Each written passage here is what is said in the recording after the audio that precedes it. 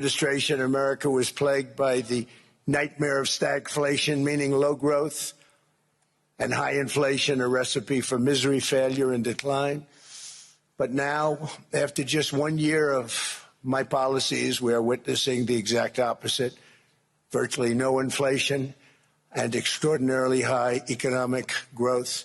Growth like I believe you'll see very shortly our country has never seen before, perhaps no country has ever seen before.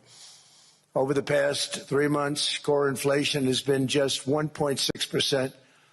Meanwhile, fourth quarter growth is projected to be 5.4%, far greater than anybody other than myself and a few others had predicted.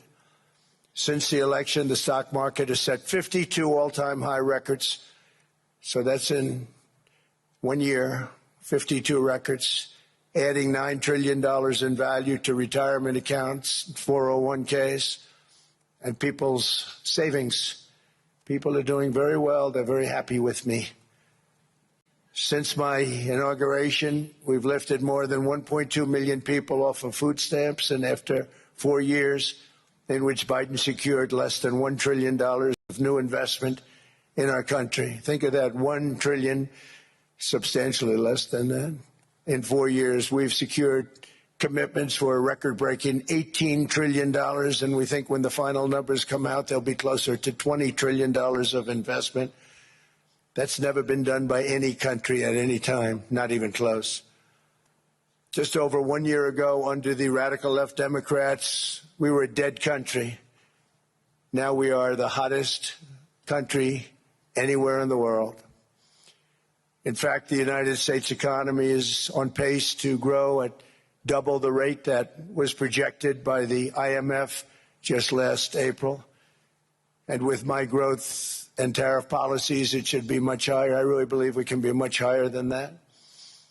And this is all great news, and it's great for all nations. The USA is the economic engine on the planet, and when America booms, the entire world booms. It's been the history. When it goes bad, it goes bad. You all follow us down, and you follow us up, and we're at a point that I don't believe we've ever been. I never thought we could do it this quickly. My biggest surprise is I thought it would take more than a year, maybe like a year and 1 month. But it's happened very quickly. This afternoon, I want to discuss how we have achieved this economic miracle, how we intend to raise living standards for our citizens to levels never seen before, and perhaps how you too and the places where you come from can do much better by following what we're doing, because certain places in Europe are not even recognizable, frankly, anymore. They're not recognizable. And we can argue about it, but there's no argument. Friends come back from different places. I don't want to insult anybody and say I don't recognize it. And that's not in a positive way. That's in a very negative way. And I love Europe, and I want to see Europe go good. But it's not heading in the right direction. In recent decades, it became conventional wisdom in Washington and European capitals that the only way to grow a modern Western economy was through ever-increasing government spending, unchecked mass migration, and endless foreign imports. The consensus was that so-called dirty jobs and heavy industry should be sent elsewhere, that affordable energy should be replaced by the Green New Scam, and that countries could be propped up by importing new and entirely different populations from faraway lands. This was the path that Sleepy Joe Biden administration and many other Western governments very foolishly followed, turning their backs on everything that makes nations rich and powerful and strong. And there's so much potential in so many nations. The result was record budget and trade deficits and a growing sovereign deficit driven by the largest wave of mass migration in human history. We've never seen anything like it. Quite frankly, many parts of our world are being destroyed before our very eyes, and the leaders don't even understand what's happening. And the ones that do understand aren't doing anything about it. Virtually all of the so-called experts predicted my plans to end this failed model would trigger a global recession and runaway inflation. but we have proven them wrong. It's actually just the opposite. In 1 year, our agenda has produced a transformation like America has not seen in over 100 years. Instead of closing down energy plants, we're opening them up. Instead of building ineffective, money-losing windmills, we're taking them down and not approving any. Instead of empowering bureaucrats, we're firing them, and they're going out and getting jobs in the private sector for 2 and 3 times what they were making in government. So they started off hating me when we fired them, and now they love me. Instead of raising taxes on domestic producers, we're lowering them and raising tariffs on foreign nations to pay for the damage that they've caused. In 12 months, we have removed over 270,000 bureaucrats from the federal payrolls, the largest single-year reduction in government employment since the end of World War II. Nobody thought that was coming, but we had no choice. To make a country great, you can't have all federal jobs. We've cut federal spending by $100 billion and slashed the federal budget deficit by 27% in the single year. It's going to go down quite a bit more from that, driving inflation way down from the record highs of the Biden administration. Every month, they went up and up and up. I promised to cut 10 old regulations for every single new regulation, but instead I've cut, actually till this point, 129 regulations for every 1 new regulation approved. So every time they come in with a new regulation, we do at least 10, but so far it's averaging out to 129, if you can believe it. In July, we passed the largest tax cuts in American history, including no tax on tips, no tax on overtime, no tax on Social Security for our great seniors. We also provided 100% expensing. That's the one they like. And bonus depreciation for all new equipment and capital investments to help companies expand and shift production to America. They are so in love with that. They build a plant, they're able to deduct it immediately, the whole thing, rather than waiting 38 to 41 years in the old days. This is a miracle taking place. Nobody thought it would ever be done by any country, but it's done by us. It was what made my first term the most successful 4-year term that we've ever had from a financial standpoint. And now we've upped it. This is a 10-year program, not a 1-year program. But you're allowed to deduct everything in 1 year. It used to be 38 to 41 years. With tariffs, we've radically reduced our ballooning trade deficit, which was the largest in world history. We were losing more than $1 trillion every single year, and it was just wasted. It was going to waste. But in 1 year, I slashed our monthly trade deficit by a staggering 77%, and all of this with no inflation, something everyone said could not be done. There were a couple of brilliant people that actually thought I was doing the right thing. I thought I was doing the right thing. Now they all think I'm doing the right thing because they can't believe the numbers. American exports are now up by more than $150 billion. Domestic steel production is up by 300,000 tons a month, and it's doubling over the next 4 months. It's doubling and tripling. We have steel plants being built all over the country. Nobody thought they'd see that. Factory construction is up by 41%, and that number is really going to skyrocket right now because that's during a process that they're putting in to get their approvals, and we've given very, very quick, fast approvals. In the process, we've made historic trade deals with partners covering 40% of all U.S. trade. Some of the greatest companies and countries in the world. We have countries as our partner, too. The European nations, Japan, South Korea. They're our partners. They've gone into massive deals with us, especially on oil and gas. And these agreements raise growth and cause stock markets to boom, not only in the U.S., but virtually every country that came to make a deal, because, as you've learned, when the United States goes up, you follow. It's really become a staple In America, I've stopped the nation-wrecking energy policies that drive up prices while sending jobs and factories to the world's worst polluters. They are indeed polluters. Under sleepy Joe Biden, new domestic oil and gas leases fell by 95%. Think of that. And they wonder, why was gasoline going up so fast? The gasoline actually topped $5 a gallon, and some places $7 a gallon, and more than 100 major power plants were violently shut down by incompetent people that had no idea what the hell they were doing. Under my leadership, U.S. natural gas production is at an all-time high by far.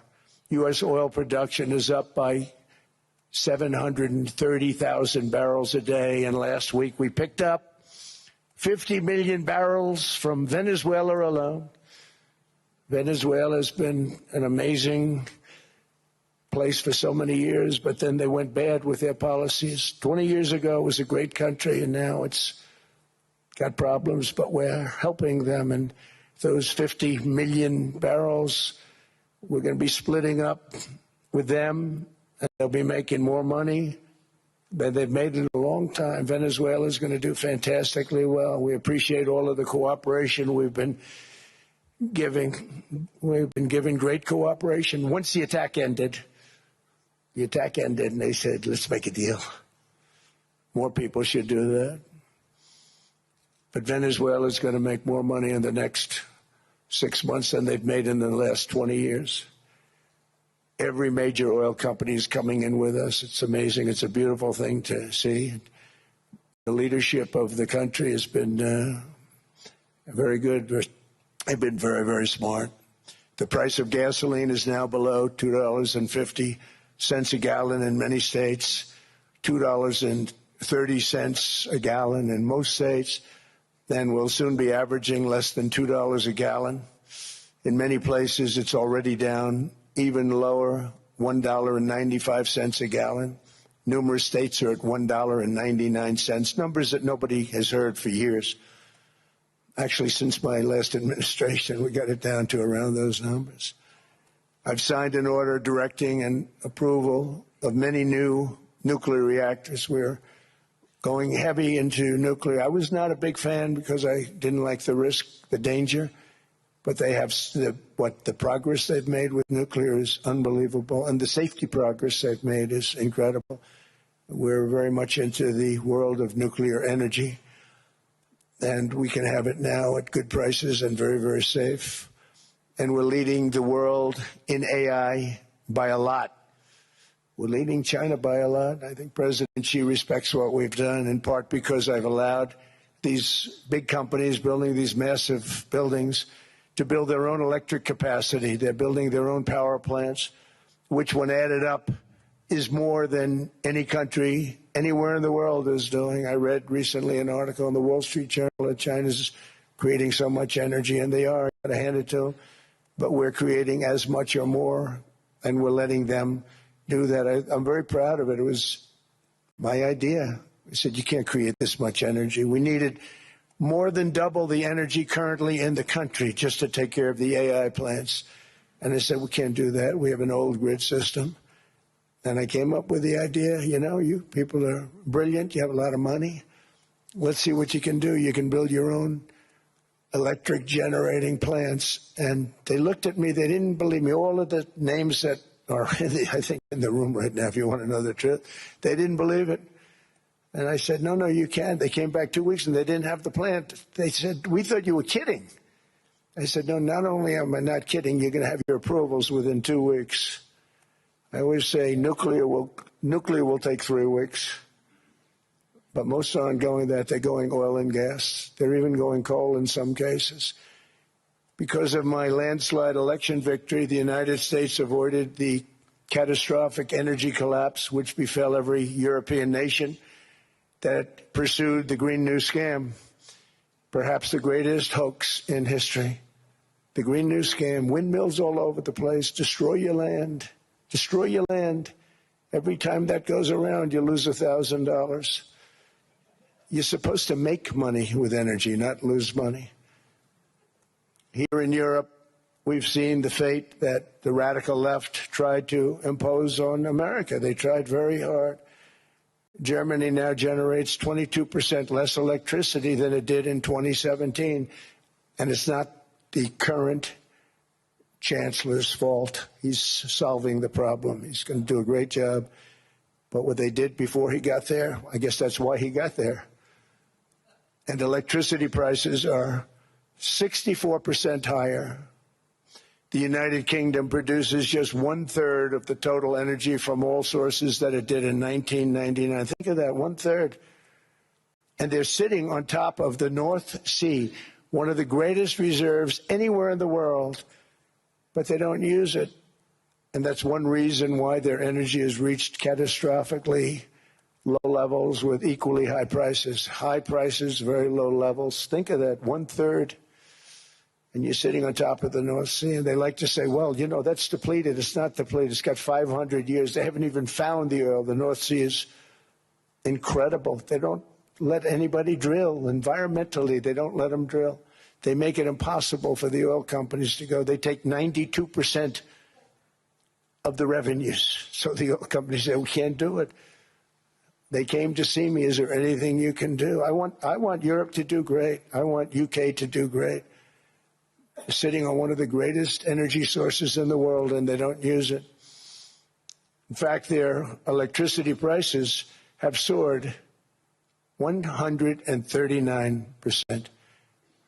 There are windmills all over Europe. There are windmills all over the place, and they are losers. One thing I've noticed is that the more windmills a country has, the more money that country loses and the worse that country is doing. China makes almost all of the windmills, and yet I haven't been able to find any wind farms in China. Did you ever think of that? It's a good way of looking at it. They're smart. China is very smart. They make them, they sell them for a fortune. They sell them to the stupid people that buy them, but they don't use them themselves. They put up a couple of big wind farms, but they don't use them. They just put them up to show people what they could look like. They don't spin. They don't do anything. They use a thing called coal, mostly. But China goes with the coal. They go with oil and gas. They're starting to look at nuclear a little bit. And they're doing just fine. They make a fortune selling the windmills, though, and I think really that's one that they wouldn't be surprised if it stopped. They are shocked that it continues to go. They're very friendly with me. They're shocked that people continue to buy those damn things. They killed the birds. They ruin your landscapes. Other than that, I think they're fabulous, by the way. Stupid people buy them. The consequences of such destructive policies have been stark, including lower economic growth, lower standards of living, lower birth rates, more socially disruptive migration, more vulnerability to hostile foreign adversaries, and much, much smaller militaries. The United States cares greatly about the people of Europe. We really do. I mean, look, I am derived from Europe. Scotland and Germany, 100% Scotland, my mother, 100% German, my father. And we believe deeply in the bonds we share with Europe as a civilization. I want to see it do great. That's why issues like energy, trade, immigration, and economic growth must be central concerns to anyone who wants to see a strong and united West, because Europe and those countries have to do their thing. They have to get out of the culture that they've created over the last 10 years. It's horrible what they're doing to themselves. They're destroying themselves. These beautiful, beautiful places. We want strong allies, not seriously weakened ones. We want Europe to be strong. Ultimately, these are matters of national security, and perhaps no current issue makes the situation more clear than what's currently going on with Greenland. Would you like me to say a few words of Greenland? I was going to leave it out of the speech, but I think I would have been reviewed very negatively. I have tremendous respect for both the people of Greenland and the people of Denmark. Tremendous respect. But every NATO ally has an obligation to be able to defend their own territory. And the fact is, no nation or group of nations is in any position to be able to secure Greenland other than the United States. We're a great power, much greater than people even understand. I think they found that out 2 weeks ago in Venezuela. We saw this in World War II when Denmark fell to Germany after just 6 hours of fighting and was totally unable to defend either itself or Greenland. So the United States was then compelled, we did it, we felt an obligation to do it, to send our own forces to hold the Greenland territory. And hold it we did, at great cost and expense. They didn't have a chance of getting on it, and they tried. Denmark knows that. We literally set up bases on Greenland for Denmark. We fought for Denmark. We weren't fighting for anyone else. We were fighting to save it for Denmark. Big, beautiful piece of ice. It's hard to call it land. It's a big piece of ice. But we saved Greenland and successfully prevented our enemies from gaining a foothold in our hemisphere. So we did it for ourselves also. And then after the war, which we won it big. Without us, right now you'd all be speaking German and a little Japanese, perhaps. After the war, we gave Greenland back to Denmark. How stupid were we to do that? But we did it. But we gave it back. But how ungrateful are they now? So now our country and the world face much greater risks than it did ever before because of missiles, because of nuclear, because of weapons of warfare that I can't even talk about. 2 weeks ago, they saw weapons that nobody ever heard of. They weren't able to fire one shot at us. They said, what happened? Everything was discombobulated. They said, we've got them in our sights. Press the trigger, and nothing happened. No anti-aircraft missiles went up. There was one that went up about 30 feet and crashed down right next to the people that sent it. They said, what the hell is going on? Those defensive systems were made by Russia and by China. So they're going to go back to the drawing boards, I guess. Greenland is a vast, almost entirely uninhabited and undeveloped territory. It's sitting undefended in a key strategic location between the United States, Russia, and China. That's exactly where it is, right smack in the middle. Wasn't important nearly when we gave it back. You know, when we gave it back, it wasn't the same as it is now. It's not important for any other reason, you know, everyone talks about the minerals. There's so many places. There's no rare earth, no such thing as rare earth. There's rare processing, but there's so much rare earth.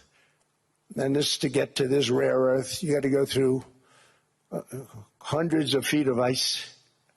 That's not the reason we need it. We need it for strategic national security and international security. This enormous unsecured island is actually part of North America, on the northern frontier of the Western Hemisphere. That's our territory.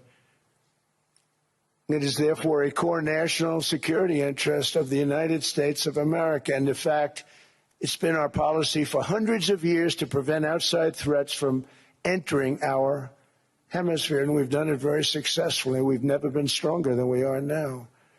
That's why American presidents have sought to purchase Greenland for nearly 2 centuries. You know, for 2 centuries they've been trying to do it. They should have kept it after World War II, but they had a different president. That's all right. People think differently. Much more necessary now than it was at that time, however. In 2019, Denmark said that they would spend over $200 million to strengthen Greenland's defenses. But as you know, they spent less than 1% of that amount. 1%. There's no sign of Denmark there. And I say that with great respect for Denmark, whose people I love, whose leaders are very good. It's the United States alone that can protect this giant mass of land, this giant piece of ice, develop it and improve it and make it so that it's good for Europe and safe for Europe and good for us. And that's the reason I'm seeking immediate negotiations to once again discuss the acquisition of Greenland by the United States, just as we have acquired many other territories throughout our history, as many of the European nations have. They've acquired. There's nothing wrong with it. Many of them, some went in reverse, actually, if you look. Some had great, vast wealth, great, vast lands all over the world. They went in reverse. They're stuck back where they started. That happens too. But some grow. But this would not be a threat to NATO. This would greatly enhance the security of the entire alliance, the NATO alliance. The United States is treated very unfairly by NATO. I want to tell you that. And when you think about it, nobody can dispute it. We give so much and we get so little in return. And I've been a critic of NATO for many years. And yet I've done more to help NATO than any other president by far, than any other person. You wouldn't have NATO if I didn't get involved in my first term. The war with Ukraine is an example. We are thousands of miles away, separated by a giant ocean. It's a war that should have never started, and it wouldn't have started if the 2020 U.S. presidential election weren't rigged. It was a rigged election. Everybody now knows that. They found out. People will soon be prosecuted for what they did. It's probably breaking news, but it should be. It was a rigged election. You can't have rigged elections. You need strong borders, strong elections, and ideally a good press. I always say it. Strong borders, strong elections, free, fair elections, and a fair media. The media is terrible. It's very crooked. It's very biased, terrible. But someday it'll straighten out because it's losing all credibility. Think of it. When I went in a landslide, a giant landslide, won all 7 swing states, won the popular vote, won everything, and I only get negative press. That means that it has no credibility. And if they're going to get credibility, they're going to have to be fair. So you need a fair press. But you also need those other elements. And I inherited a terrible, terrible situation. If you look, the border was open. The inflation was raging. Everything was bad with the United States when I came into office. But I also inherited a mess with Ukraine and Russia, something that would have never happened. And I know Putin very well. He and I would discuss Ukraine. It was the apple of his eye, but he wasn't going to do anything. I said, Vladimir, you're not doing it. He would never have done it. It was terrible what happened. I could see it happening, too. After I left, I could see it happening. Biden had given Ukraine and NATO $350 billion, a staggering sum, $350 billion. I came in, and just like the southern border, just like inflation, just like our economy, I said, wow, this place is in trouble, meaning our country. All of these things were out of control. But the border was out of control. We fixed it with the strongest border anywhere in the world. And I've now been working on this war for 1 year, during which time I settled 8 other wars. India, Pakistan. I settled other wars that were Vladimir Putin called me, Armenia, Azerbaijan. He said, I can't believe you settled that one. They were going on for 35 years. I settled it in 1 day. And President Putin called me. He said, you know, I can't believe I've worked on that war for 10 years trying to settle it. I couldn't do it. I said, do me a favor, focus on settling your war. Don't worry about that one. What does the United States get out of all of this work, all of this money, other than death, destruction, and massive amounts of cash going to people who don't appreciate what we do? They don't appreciate what we do. I'm talking about NATO. I'm talking about Europe. They have to work on Ukraine. We don't. The United States is very far away. We have a big, beautiful ocean separating us. We have nothing to do with it. Until I came along, NATO was only supposed to pay 2% of GDP. But they weren't paying. Most of the countries weren't paying anything. The United States was paying for virtually 100% of NATO. And I got that stopped. I said, that's not fair. But then, more importantly, I got NATO to pay 5%, and now they were paying, and now they are paying. So something nobody said was possible. They said we will never go up higher than 2%. But they went to 5%, and now they're paying the 5. They didn't pay the 2, and now they're paying the 5. And they're stronger for it, and they have an excellent, by the way, Secretary General who's possibly in the room. Mark, are you here? Yes, he's here. Hello, Mark. We never asked for anything, and we never got anything. We probably won't get anything unless I decide to use excessive strength and force where we would be, frankly, unstoppable. But I won't do that. Okay? Now everyone's saying, oh, good. That's probably the biggest statement I made, because people thought I would use force. I don't have to use force. I don't want to use force. I won't use force. All the United States is asking for is a place called Greenland, where we already had it as a trustee, but respectfully returned it back to Denmark not long ago after we defeated the Germans, the Japanese, the Italians, and others in World War II. We gave it back to them. We were a powerful force then, but we are a much more powerful force now. After I rebuilt the military in my first term and continue to do so today, we have a budget of $1.5 trillion. We're bringing back battleships. The battleship is 100 times more powerful than the great battleships you saw in World War II, those great, big, gorgeous ships, the Missouri, the Iowa, the Alabama. Because I thought maybe we could take them out of mothballs. They said, no, sir, these ships are 100, think of that, 100 times more powerful than those big, magnificent pieces of art that you saw so many times ago, that you still see on television. You say, wow, what a force. 100 times, each ship 100 times more powerful than the big battleships of the past. So that was the end of the mothball story. So what we have gotten out of NATO is nothing except to protect Europe from the Soviet Union and now Russia. I mean, we've helped them for so many years. We've never gotten anything, except we pay for NATO. And we paid for many years until I came along. We paid for, in my opinion, 100% of NATO because they weren't paying their bills. And all we're asking for is to get Greenland, including right title and ownership, because you need the ownership to defend it. You can't defend it on a lease. Number one, legally it's not defensible that way, totally. And number two, psychologically, who the hell wants to defend a license agreement or a lease, which is a large piece of ice in the middle of the ocean where if there is a war, much of the action will take place on that piece of ice. Think of it. Those missiles would be flying right over the center of that piece of ice.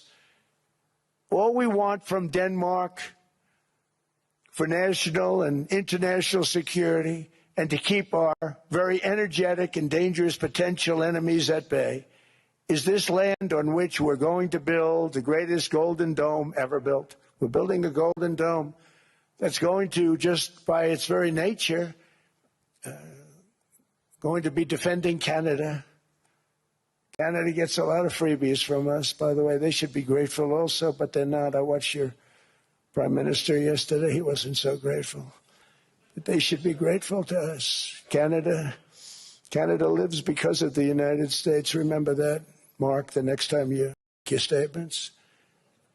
What we did for Israel was amazing, but that's nothing compared to what we have planned for the United States, Canada, and the rest of the world. We are going to build a dome like no other. We did it for Israel. And by the way, I told Bibi, stop taking credit for the dome. That's our technology. That's our stuff. But they had a lot of courage, and they were good fighters, and they did a good job, and we wiped out the Iran nuclear threat like nobody can believe. Nobody's ever seen anything like it. That, Venezuela, taking down Soleimani, wiping out al-Baghdadi when he tried to reinstitute ISIS. We did a lot. I did a lot of big things. all perfectly executed. Everyone was perfectly executed. Somebody told me that, a military expert told me, sir, everything you've done has been perfectly executed. I said, I know. So other presidents have spent, whether foolishly or not, trillions and trillions of dollars on NATO and gotten absolutely nothing in return. We've never asked for anything.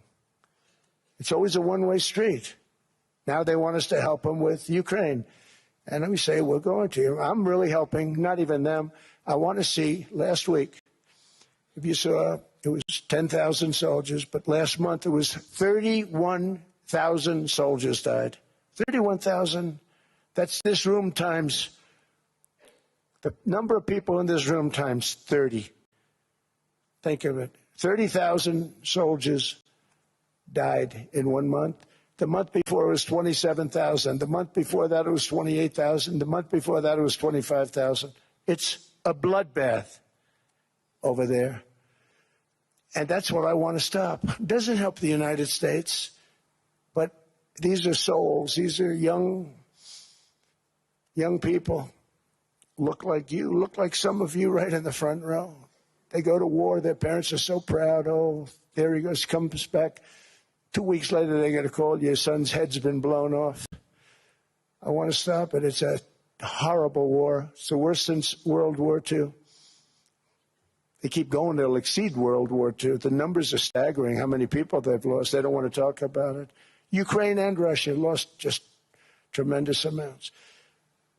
And I'm dealing with President Putin, and he wants to make a deal, I believe. I'm dealing with President Zelensky, and I think he wants to make a deal. I'm meeting him today. He might be in the audience right now. But they got to get that war stopped because too many people are dying, needlessly dying. Too many souls are being lost. It's the only reason I'm interested in doing it. But in doing it, I'm helping Europe, I'm helping NATO, and I've until the last few days when I told them about Iceland, they loved me. They called me daddy, right, last time. A very smart man said, he's our daddy. He's running it. I was like running it. I went from running it to being a terrible human being. But now what I'm asking for is a piece of ice, cold and poorly located, that can play a vital role in world peace and world protection. It's a very small ask compared to what we have given them for many, many decades. But the problem with NATO is that we'll be there for them 100%. But I'm not sure that they'd be there for us. We gave them the call. Gentlemen, we are being attacked. We're under attack by such and such a nation. I know them all very well. I'm not sure that they'd be there. I know we'd be there for them. I don't know that they'd be there for us. So with all of the money we expend, with all of the blood, sweat, and tears, I don't know that they'd be there for us. They're not there for us on Iceland, that I can tell you. I mean, our stock market took the first dip yesterday because of Iceland. So Iceland's already cost us a lot of money. But that dip is peanuts compared to what it's gone up. And we have an unbelievable future in that stock. That stock market is going to be doubled. We're going to hit 50,000, and that stock market's going to double in a relatively short period of time because of everything that's happening. But this is a good example. After giving NATO and European nations trillions and trillions of dollars in defense, they buy our weapons. We make the greatest weapons in the world, but now we're going to make them faster, much faster. You saw that. I put a cap on the salaries. Then I put no buybacks, no stock buybacks, no various other things that they were doing. I mean, they were making $50 million, but it would take them 3 years to give you a Patriot missile. I said, that's not good. My chauffeur can do a better job than that, and he makes slightly less than 50. They make big salaries. If they're going to make those big salaries, they're going to have to produce a lot faster. The good news is we have the greatest equipment in the world. Now we're going to start making it a lot faster. They're going to build additional plants. And all of the money that goes into stock buybacks is going to go into building plants. We're not allowing stock buybacks by defense companies any longer. They're going to build new plants to make Tomahawks, Patriots. We have the best equipment, F-35s. F-47, the new one just coming out. They say it's the most devastating plane, fighter jet ever. Who knows? They called it 47. If I don't like it, I'm going to take the 47 off it. I wonder why they called it 47. We'll have to think about that.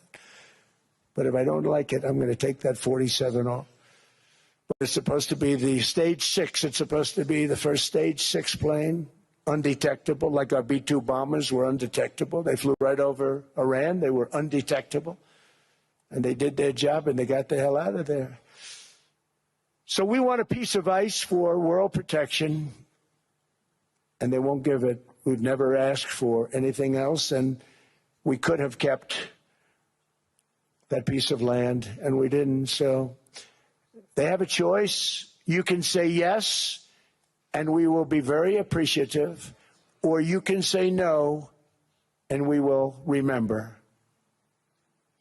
A strong and secure America means a strong NATO, and that's one reason why I'm working every day to ensure our military is very powerful, our borders are very strong, and above all, our economy is strong because national security requires economic security and economic prosperity, and we have the greatest that we've ever had.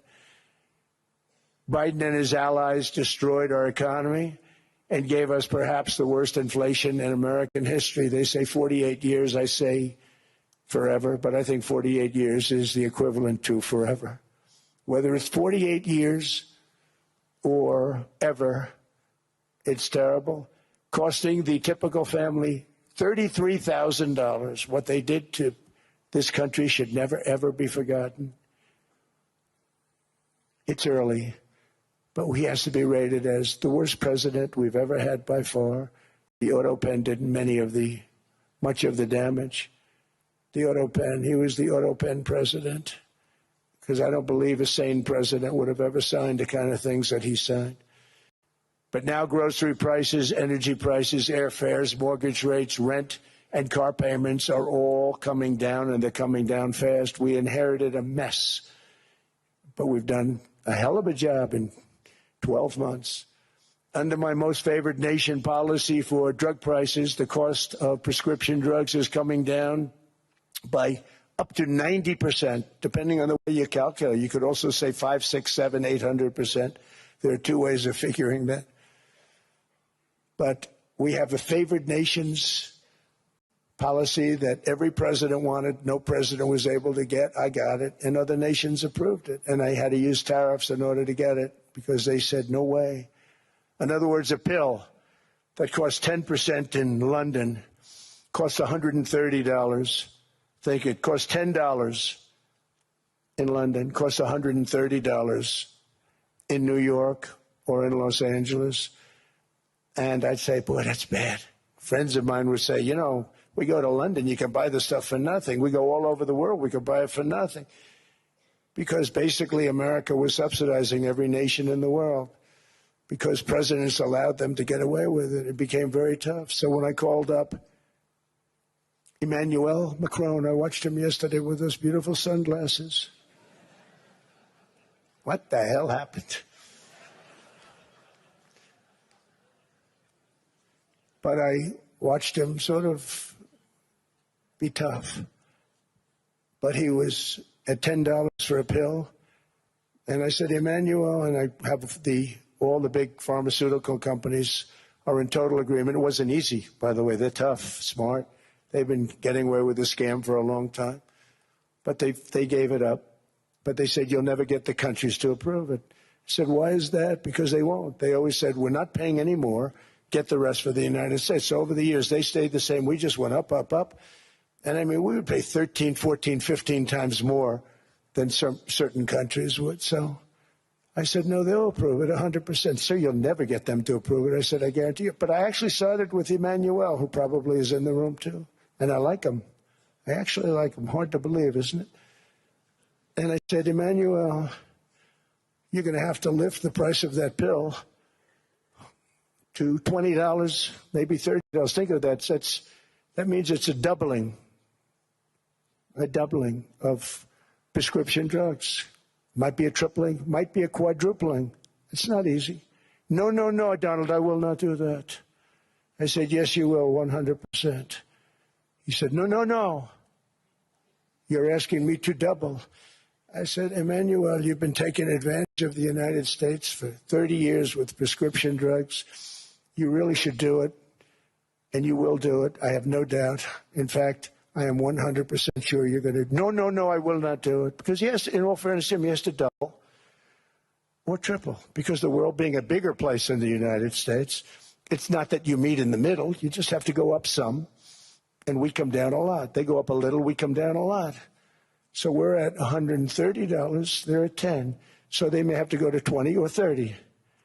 No more than that. I said, Emmanuel, you're going to be doubling or tripling? No, no, no. I said, here's the story, Emmanuel. The answer is you're going to do it, you're going to do it fast. And if you don't, I'm putting a 25% tariff on everything that you sell into the United States and a 100% tariff on your wines and champagnes. And that's about 10 times more than what I'm requesting. And you're going to do it. I don't want to go public with it, but you may make me do that. No, no, Donald, I will do it. I will do it. It took me, on average, 3 minutes a country, saying the same thing. You will do it. They all said, no, no, no, I will not do it. You're asking me to double the cost of prescription. I said, that's right, because you've been screwing us for 30 years. And they said, we will not do it. I said, that's all right. On Monday morning, we're putting a 25, 30, 50. I gave different numbers for different countries. This is also national security we're talking about. Not fair. We're not going to subsidize the whole world. And every one of those countries have agreed to do it. So one of the biggest things that I've done is the fact that we have now most favored nation. We will pay whatever the lowest price is in the entire world. So our drug prices are going to be coming down by staggering 90%. Again, you could say 1,000%, 2,000%. Depends on the way you want to figure it. But we'll go with the way the fake news likes it better because it sounds, can you imagine a 90% reduction sounds much worse. But drug prices are going to be coming down tremendously in all the nations, and I appreciate them doing it. But they did it, in all fairness, without tariffs. I wouldn't have been able to get it done.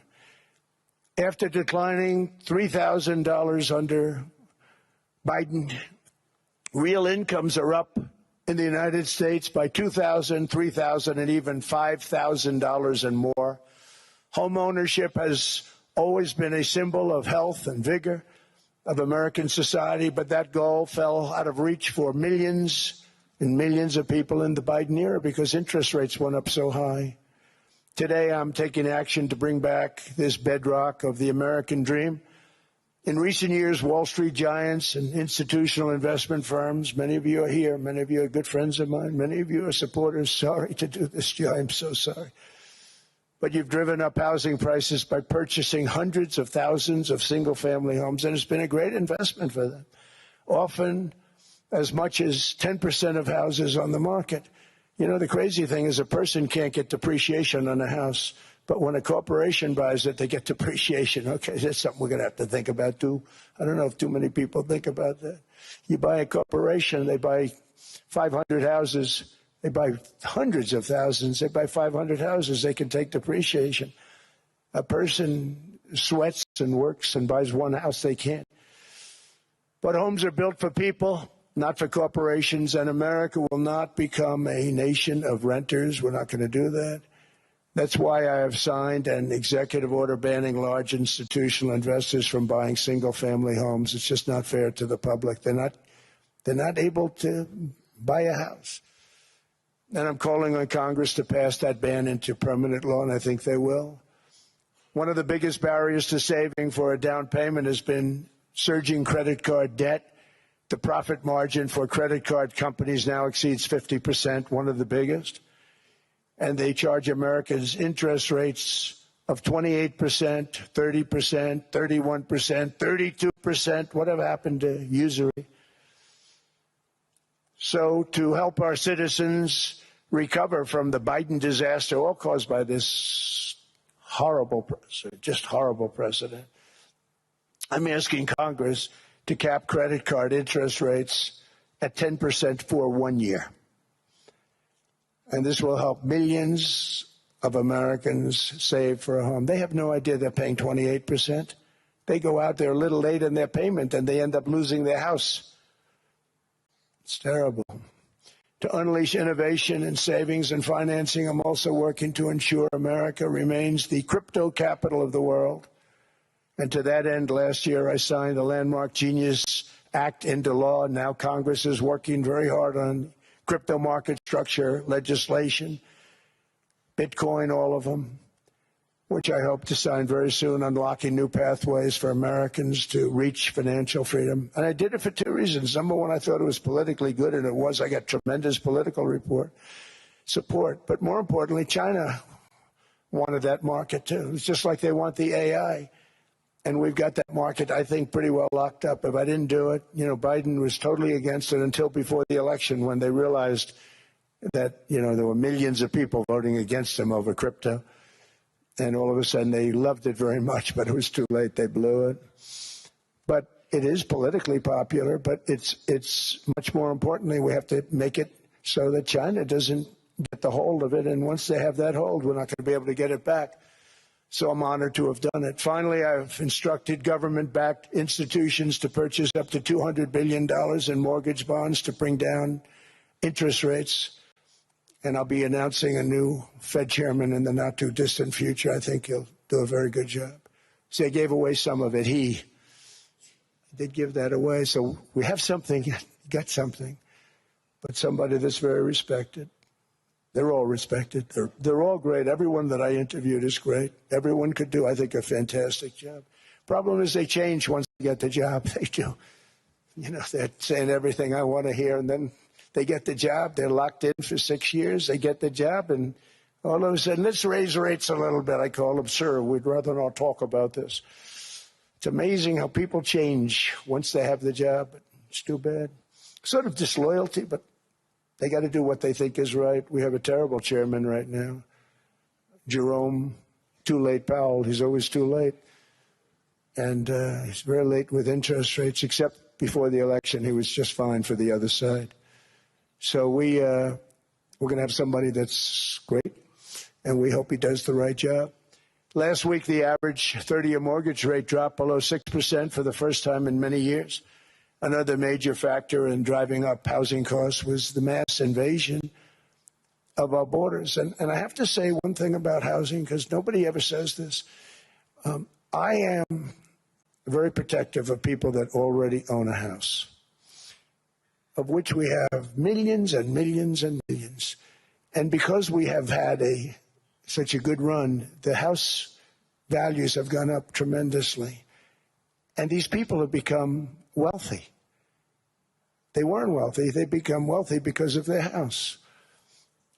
And every time you make it more and more and more affordable for somebody to buy a house cheaply, you're actually hurting the value of those houses, obviously, because the one thing works in tandem with the other.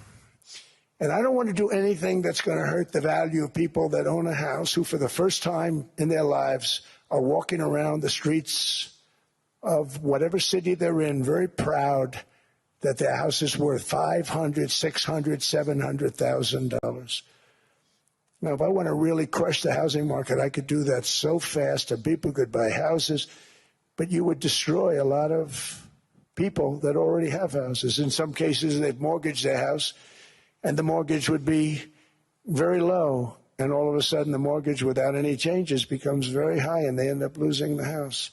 I'm not going to hurt, and I speak with Scott, who's doing a fantastic job, and Howard, who's doing a fantastic job, and all of my people.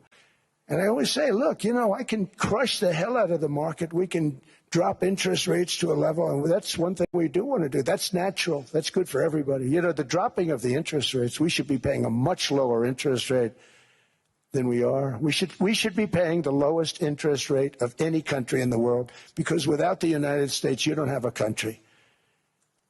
I mean, I had a case with Switzerland. We happened to be in Switzerland. Maybe I'll give you a quick story. But they were paying nothing. They make beautiful watches, great watches, Rolex, all of them. They were paying nothing to the United States when they sent their product in. And we had a $41 billion deficit. $41 billion with this beautiful place. Flew over it, isn't it nice? So I said, let's put a 30% tariff on them so that we get back some of it, not all of it at all. We still have a deficit, big deficit. We had 41 million. That's a big deficit. And I said, let's put a tariff on. Different tariffs, different places. You're all party to them. In some cases, victims to them. But in the end, it's a fair thing. And most of you realize that. But we put a 30% tariff on Switzerland, and all hell broke loose. They were calling, I mean, like you wouldn't believe. And I know so many people from Switzerland, incredible place, incredible, brilliant place. But I didn't realize that they're only good because of us. And there's so many other examples. I mean, us, probably other places, but a majority of the money they make is because of us, because we never charged them anything. So they come in, they sell their watches, no tariffs, no nothing. They walk away, they make $41 billion on just us. So I said, no, we can't do that. So I'm going to bring it up. I still would have a deficit pretty substantial, but I brought it up to 30%. And I guess Prime Minister, I don't think President, I think Prime Minister called a woman. And she was very repetitive. She said, no, no, no, you cannot do that, 30%. You cannot do that. We are a small, small country. I said, yeah, but you have a big, big deficit. You may be small, but you have a bigger deficit than big countries. He said, no, no, no, please, you cannot do it. Kept saying the same thing over and over. We are a small country. I said, but you're a big country in terms of... And she just rubbed me the wrong way, I'll be honest with you. And I said, all right, thank you, ma'am. Appreciate it. Do not do this. Thank you very much, ma'am. And I made it 39%. And then all hell really broke out. And I was paid visits by everybody. Rolex came to see me. They all came to see me. But I realized, and I reduced it, because I don't want to hurt people. I don't want to hurt them. And we brought it down to a, lower level. Doesn't mean it's not going up, but we brought it down to a lower level. But they pay now, tariff. But I realized that we have many places like that where they're making a fortune because of the United States. Without the United States, they wouldn't be making anything. Think of it. Switzerland made $41 billion on us. And as she said, it's a small place. And I realized with that, I don't know, it was so, because she was so aggressive. And I realized in that conversation that the United States is keeping the whole world afloat. Many places, I could give you 6, 7 places just in the people in this little area. I know every one of them. They're looking down. They don't want to see me, and they don't want to stare me in the eyes. But they're taking advantage of, everybody took advantage of the United States. But I've been very fair, and I gave them a tariff, and it was fine. But I realized that without us, it's not Switzerland anymore. Without us, it's not any of the countries that are represented here. And we want to work with the countries. We want to work with them. We're not looking to destroy them. I could have said 39, 40%. I could have said I want a 70% tariff, then we make money with Switzerland. But Switzerland would have been probably destroyed, financially destroyed. I don't want to do that. But we should be paying the lowest interest rate of everybody. I hope Scott's listening to this, because we should be paying the lowest interest rate of everybody. Without us, most of the countries don't even work. And then you have the protection factor. Without our military, which is the greatest in the world by far, without our military, you have threats that you wouldn't believe. You wouldn't believe. You don't have threats because of us, and that's because of NATO. One other thing, and I have to say it so importantly, in the old days, and I used to say I'm the youngest in the room. Now I'm among the older. I hate to say it. I don't feel old, but I'm among the older. But I remember not long ago, 20, 25 years ago, when good news came out about, let's say, the United States. The United States had a great quarter. The United States had a great month. All the stocks went up. And that's the way it's supposed to be. Now when they say the United States had a record quarter, it's unbelievable how well it's doing, all the stocks crash because they say, oh, no, inflation, they're going to raise interest rates. And they do. Some of these stupid people like Powell, they raise interest rates. And what they do is they stop you from being successful. It used to be when we had a great quarter, a great month, great earnings, great anything, any good news, the stock market went up. That's the way it's going to be. We got to do that again because that's the way it should be. Now when we have a great month, they want to kill it. Like we did over 5%. People were surprised. We should do 20%. We could do 25%. When we announce good numbers, and the reason is they're so petrified of inflation. And growth doesn't mean inflation. We've had tremendous growth with very low inflation. In fact, growth can fight inflation, proper growth. So we want to get back to the days when we announce great numbers because we're going to be announcing phenomenal. You know, all these factories that are being built at record, thousands of businesses are being built right now. Remember, $18 trillion is invested. I think the second number is 3. And that was China many years ago. Investments in the country from outside. 18 trillion, nobody's ever seen. And that's money coming in and building things, factories. Thousands of businesses are being built. Thousands. Hundreds of big factories, car plants are moving back to the United States. They're coming in from Canada. They're coming in from Mexico, from Japan. Japan's coming in and building plants here in order to avoid tariffs. They're coming in from China. They're coming in from all over the world. We have more plants being built now, car plants, than we've ever had built, even in the heyday from the 1940s and 50s. And they're bigger. They don't use renovations anymore where they take an old plant, they rip it down, they build a brand new plant, super modern plant. But it's happening at levels that nobody's ever seen. In 2024, the U.S.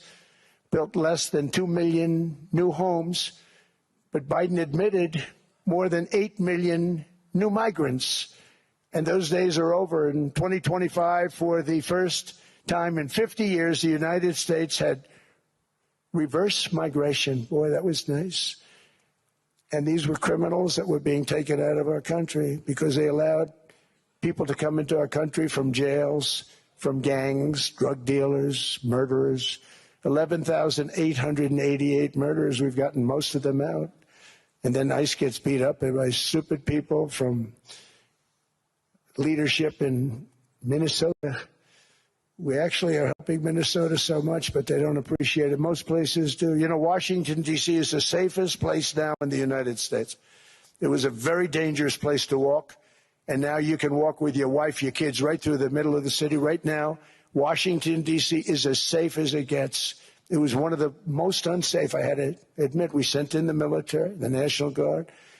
Within 2 months, it was great. Within 3 months, it's like a really great place and a safe place and a beautiful place. It's even been cleaned up. The graffiti's gone. The fences are gone. We don't have to worry about fences anymore. All of the places, the grasses are cut and replaced with new grass in many cases. It's all going to happen in the spring. But Washington and D.C. is beautiful again, and it's safe. New restaurants are opening up. They were all closing. Now you can't get into a restaurant. Restaurants in Washington, D.C. are all opening. Memphis also, Memphis, Tennessee, New Orleans, Louisiana. We were there for 3 weeks. We've cut the crime down by 64%. Within another month, we'll have virtually no crime there. We can do that all over. We're going to help the people in California. We want to have no crime. I know Gavin was here. I used to get along so great with Gavin when I was president. Gavin's a good guy. And we're going to, if he needed it, I would do it in a heartbeat. I'd love to see. We did help them a lot in Los Angeles, a lot with the early in my term when they had some problems. But we would love to do it. I will say this, if I were a Democrat governor or whatever, I would call up Trump. I'd say, come on in, make us look good. Because we're cutting crime down to nothing.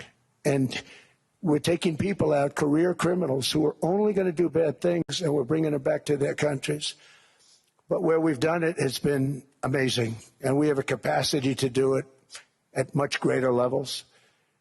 We're cutting illegal aliens off welfare and other government benefits, and I have directed that starting immediately, there will be no more payments to sanctuary cities because they are really just sanctuaries for criminals. They're really protecting criminals, and those are the ones we have to get out of the country: murderers, drug dealers, the mentally insane. They emptied their mental institutions into the United States. And despite that, we have the lowest crime numbers that we've ever had in the history of the country. Just came out. But equally importantly, we're cracking down on more than $19 billion in fraud that was stolen by Somalian bandits. Can you believe that Somalian? They turned out to be higher IQ than we thought. I always say these are low IQ people. How did they go into Minnesota and steal all that money? And we have, they're pirates. They're good pirates, right? But we shoot them out of the water just like we shoot the drug boats out. They're not pirating too many boats lately, do you notice?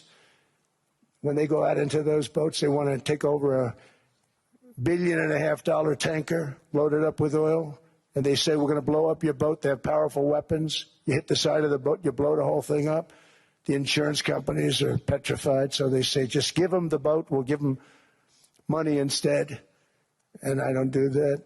We blow them right the hell out of the water. We see them going out, we blow them out of the water. We don't have any pirates so much anymore. If we do, they won't be there long. We've cut down with the hitting of the boats that are loaded up with drugs, including submarines. Can you believe they actually buy small, they call mini subs, very fast. They're meant for drugs. We've knocked out 2 of them. The Democrats say they were fishing. You have ruined somebody's fishing weekend, I would say. A submarine is not a fishing boat. You don't fish. But we've knocked down drugs by water, the oceans, the sea, by 97.2%. Think of that. And I actually say, who the hell are the 3%? Because I would not want to be piloting one of those boats. We knocked them down, and now we're going to start on land. We're going to knock it all out. The land is the easy part. What we did on sea is incredible, and that's our great military. The situation in Minnesota reminds us that the West cannot mass import foreign cultures which have failed to ever build a successful society of their own. I mean, we're taking people from Somalia, and Somalia is a failed, it's not a nation. Got no government, got no police, got no military, got no nothing.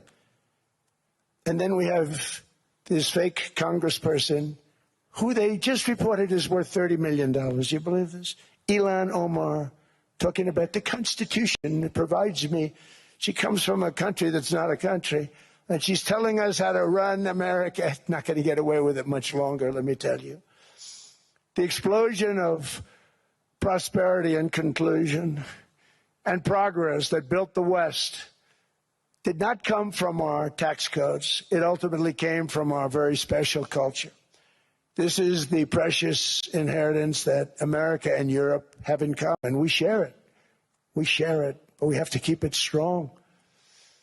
We have to become stronger, more successful, and more prosperous than ever.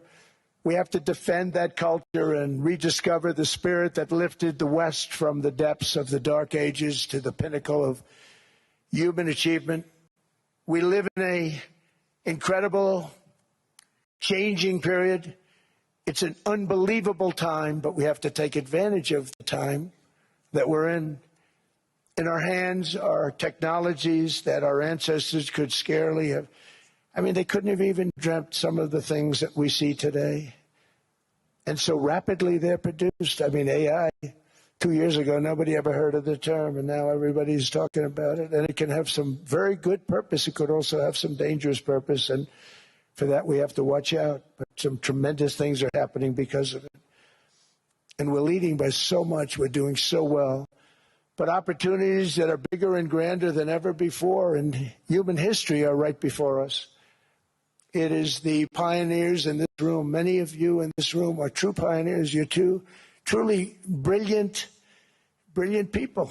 Just your ability to get a ticket is brilliant because you have about 50 people for every seat. I don't know what. That's Larry. Everything Larry touches turns to gold. He made this very successful. But you're in this room, And some of you are the greatest leaders anywhere in the world. You're the greatest brains anywhere in the world. And the future is unlimited, and to a large part because of you. And we have to protect you, and we have to cherish you. I always say we have to cherish our brilliant people because there aren't many of them.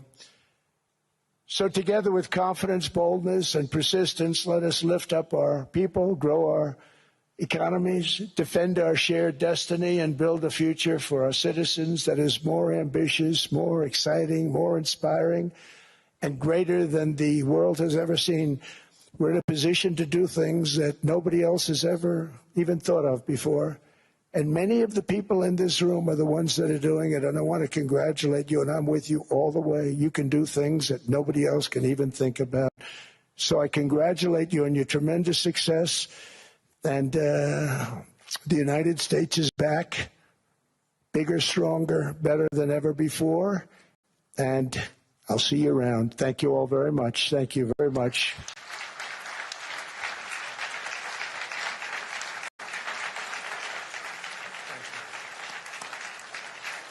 Thank you.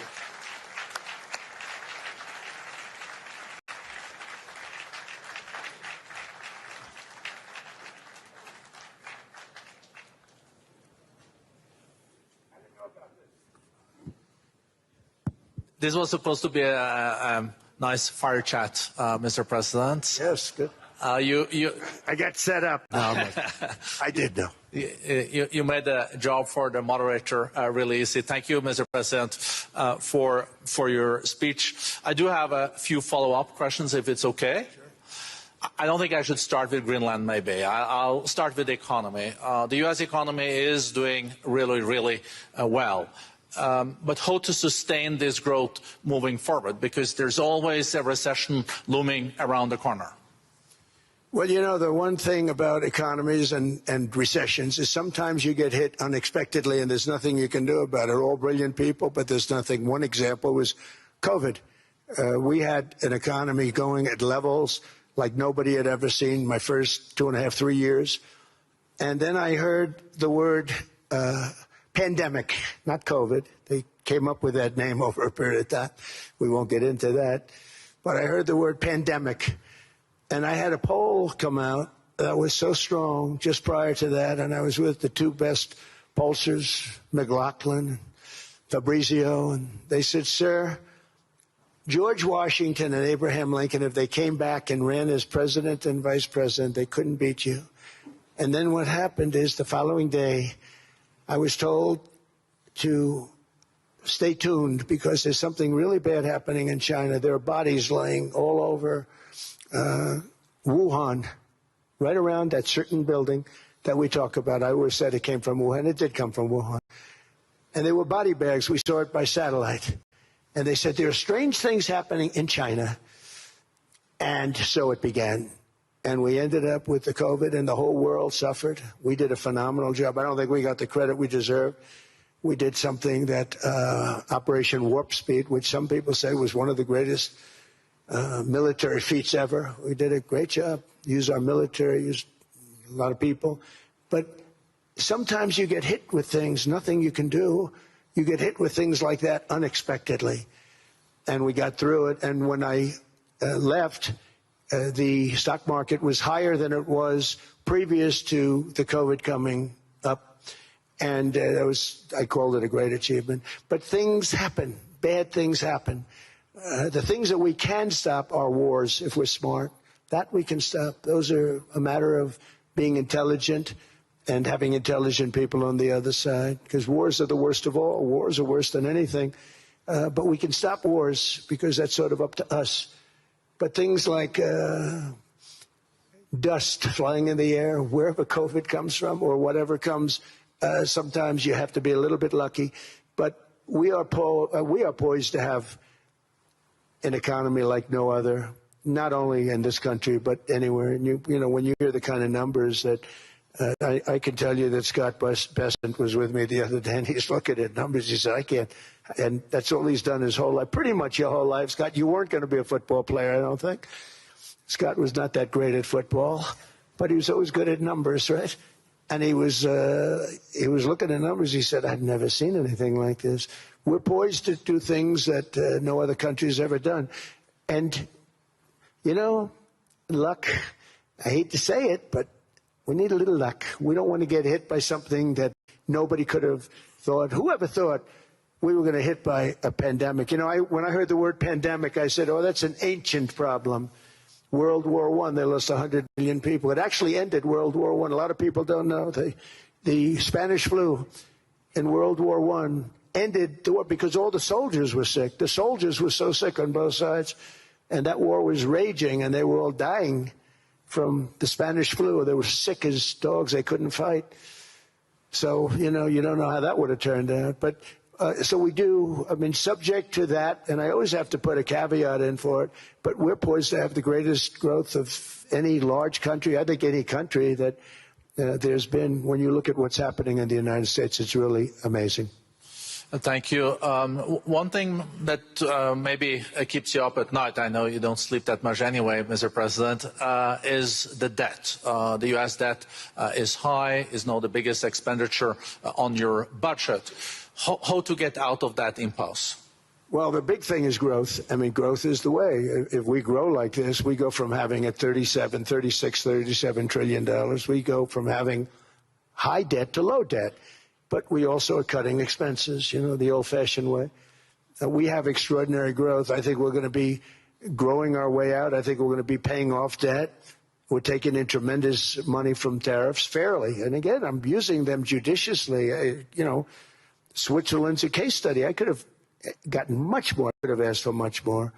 But we're using them judiciously. But I think growth, most importantly, and then cutting costs. Now, if you take a look at Minnesota, $19 billion in fraud and other things. People going to airports, they came into the country, they don't have 10 cents, and they're leaving with hundreds of thousands of cash in their bags.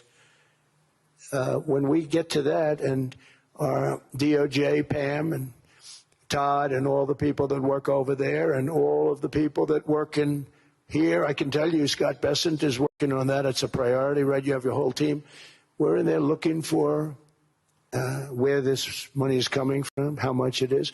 It could be more than $19 billion. Can you believe that? That's just one state.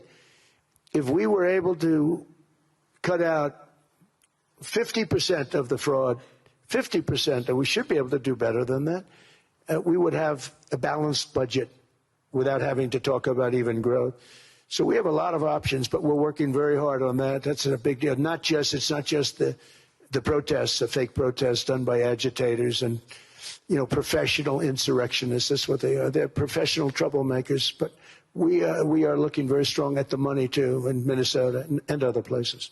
I think, Mr. President, also the $500 billion invested in artificial intelligence and the frontier technologies last year also were driving growth exponentially in the U.S. Well, AI has been a big factor. AI is massive. I mean, Mark Zuckerberg showed me a plant where he put it over a map of Manhattan, and it was basically the size of Manhattan. This is not, I said, you got to be kidding. It's a plant that was miles long, miles wide, very high. I don't think it was high like the Empire State Building, but it was high. And it literally covered most of the island of Manhattan. That's called a big plant. And, you know, when I heard they're going to spend $50 billion building it, I said, what, you know, if you spend $50 million, you can build a nice little shopping center. If you spend $500 million, you can build a good shopping center. But how do you spend $50 billion? When I looked at this thing, I said, you think you'll be able to do it for that? It's amazing when, you know, some of the plants that I see, and I see them all. And again, so big as we're letting them build their own electric generation. This way we have no problem. And otherwise they'd be complaining. There'd be nobody able to, you know, we have an old grid system. And not only that, they're going to sell at a very cheap price the excess electricity that they create back into our grid. So that'll solve some problems for certain states that don't have enough electricity. We also know that on the AI there is fierce competition between the U.S. as the largest economy in the world 27% of the global GDP and 5% of the global population, not doing that badly, and China. And we know that that competition is very tough on AI. I know you're heading to a state visit to China in April. How do you see the US-China relationship moving forward? Are you able to combine this tough competition with also collaboration? So I've always had a very good relationship with President Xi and with President Putin. Talk about, the larger powers. But I've always had a very good relationship with President Xi of China. He's an incredible man. What he's done is amazing. He's highly respected by everybody. And I do now. Now I have good. It was very severely interrupted by COVID. I used to call it the China virus, but he said, "Do you think you could use a different name?" And I decided to do that because why should we have a problem over that? But I would do that, and they were. You're a true diplomat, huh? I became a diplomat for the first time. Well, who taught me that? Marco Rubio. He said, "Let me teach you about diplomacy." Hey, any guy that gets approved by 100% of the votes, think of it. He got liberal Democrats and radical right Republicans to approve him. He's the only one. The next one was lost 45 votes, right? But he got all 100 votes voting for him. And at first I wasn't happy about it. I said, "Wait a minute, I don't like that." And now it turns out that the Democrats probably wish they didn't do that. And Marco has been fantastic. Marco, stand up, please. You have done a great job as Secretary of State. He's going to go down as the best Secretary of State. And Scott, and we have Susie, who's the first female Chief of Staff, and she's the best Chief of Staff, too. And I see Howard Lutnick, who I know spoke, and Howard's fantastic. Some of the deals we're doing are great. And I want to pay particular attention because we have Chris. And Chris, you got up and spoke, I think. He's the #1 oil man in the world because I was going to put Doug Burgum, who's fantastic. I don't know if Doug's here. Is Doug here? Doug Burgum is fantastic. He said, "Sir, there's one man better than me." And he introduced me to Chris. And he turns out to be. So we're drilling more oil and gas now than we ever have by almost double. Is that right, Chris? And on top of it, we got a lot coming out of Venezuela. So anyway, we're doing great. The country is just doing great. We have great people. Thank you. And I see other people. We have Steve Witkoff. We have Jared. I got so many people. I'm in trouble because when I go back, they're going to be people with long faces. "Sir, you didn't introduce me." I got so many people. And we have a lot of the greatest people anywhere in the world. I know them all. So I won't continue because we'd be here all day. Thank you, Mr. President. We also know that you're a deal maker, and then maybe coming back to Greenland and Ukraine. What kind of deal in the end do you see between the U.S. And Denmark? Because, I guess you see it now as a negotiation going on, or? Well, it's costing Denmark hundreds of millions a year to run it. And Denmark's a small country and wonderful people. But, it's very expensive. It's a very big piece of ice. And it's very important. I don't want to repeat the speech, but it's very important that we use that for national and international security. That can create a power that will make it impossible for the bad guys to do anything against the perceived good ones. And it's a great block for Europe, just like, Denmark was supposed to spend hundreds of millions of dollars. They didn't spend the money. They didn't spend anything, almost. And we'll see what happens. I just say this. NATO has treated the United States of America very unfairly. We never asked for anything. We never got anything. We actually took care of the needs of NATO for years and years, which I felt was always unfair. So I got NATO to pay because they're rich countries. But I think it's time that NATO step up. We're helping them with Ukraine. Without us, I think Putin would have gone all the way. I think we have it. I think there could have been a World War III, if you want to know the truth. If Kamala was elected, or Joe, any one of those, those thinkers, I think you could have ended up in World War III. And I will say Steve Witkoff has been dealing incredibly with We're not going to have World War III. We want to get it stopped, but we're not going to have World War III. I think if I wasn't elected, I think that could have evolved into World War III. It was a very, very bad situation, and it still is, but it's not that kind of bad. It's bad because so many young people are being killed. How close do you think there is on an agreement on Ukraine? I had the pleasure of speaking with Steve Witkoff and Jared Kushner yesterday. I know they're working hard on it. I know that they're also traveling now. Do you see this very close or still? Well, I hate to say it. I thought that was going to be so. I settled 8 wars plus, and I thought that was going to be one of my easier ones. Not the easiest. Some I settled in a matter of hours because I'm good at that stuff. You know, the United Nations should be doing this. I shouldn't be doing it, but it doesn't matter. It's got to get done, saving a lot of lives. We're saving millions of lives. With Ukraine, Russia, there's tremendous hatred between President Zelensky and President Putin. That's not good. That's not good for settlements. We know from dealing. There's abnormal hatred. With that being said, I think Russia wants to make a deal. I think Ukraine wants to make a deal. And we're going to try getting a deal done. We're getting, I think, Steve, I think I can say that we're reasonably close. But what happens is oftentimes we'll have a deal with Russia. Russia's set, and President Zelensky will not do it. You saw that when he was in the Oval Office. I was not happy.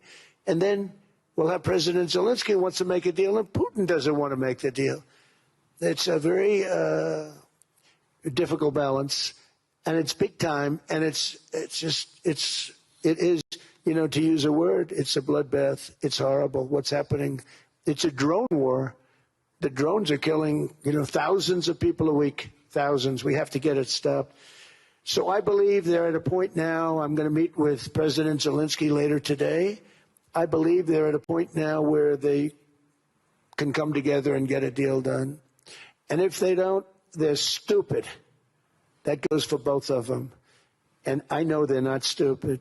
But if they don't get this done, they are stupid. So I don't want to insult anyone, but you got to get this deal done. Too many people are dying. It's not worth it. President Sisi is sitting on the first row here. He spoke earlier today and also complimented you on the Gaza deal. I think there will be a signing tomorrow. Of course, there are different views on this, but how important do you think this signing is on the board of peace? And do you think this is going to sustain? Do you think we now will see Gaza reconstructed and the billions of US dollars invested? I do. I mean, I think we have peace in the Middle East. There are some little situations like Hamas, and Hamas has agreed to give up their weapons. Now, they were born with a weapon in their hand, so it's not easy to do. When they were born with a rifle in their hand. It's not an easy thing for them, but that's what they agreed to. They've got to do it. And we're going to know, Jared, over the next 2 or 3 days, certainly over the next 3 weeks, whether or not they're going to do it. If they don't do it, they'll be blown away very quickly. They'll be blown away. We have 59 countries that are part of that whole peace deal. And some of those countries aren't even they're near the Middle East, but they're not in the Middle East traditionally. And they want to come in and take out Hamas. They want to come in. They want to do whatever they can. There's a problem with Hezbollah in Lebanon, and we'll see what happens there. But that's a problem. But there are these little flames, but there's peace in the Middle East. Now, had we not gone in and knocked out with those big, beautiful, we just ordered 25 brand new ones, the latest and the greatest, the B-2 bomber. Think of them, they went in there at 2 o'clock in the morning with no moon, no light, no nothing, and every single one of those massive bombs hit its target, 100,000-pound bombs hit its target, every one of them. And then on top of it, from a submarine 300 miles away, we hit the sites with tomahawks, which is an unbelievable weapon. So, we did our job. If we didn't do that, you would have never had peace in the Middle East. And the countries like Saudi Arabia, UAE, and Qatar could never have, and others could never have signed anything because you would have had this dark cloud, and the dark cloud was Iran with nuclear.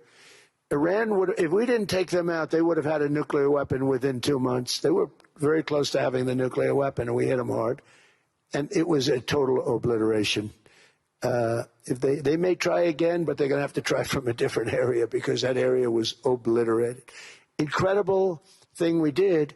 And because we did that, we were able to make peace. If we didn't do that, I would say, Jared and Steve, if we didn't do that, there was no chance of making peace because the countries I just named and other countries could have never signed off. They were afraid. They were afraid. We had a bully. The bully was Iran, the bully of the Middle East. They used to call it for years. They were the bully of the Middle East. They're not the bully of the Middle East anymore. Mr. President, I know you even had to change a plane last night, so I guess you didn't have much sleep, but I think but your energy is still there. I know you have several bilateral meetings. I know you're also hosting a reception. So thank you so much for coming back to Davos. Thank you so much. It's highly appreciated. Well, thank you very much. Thank you, everybody, very much. Thank you. Thank you.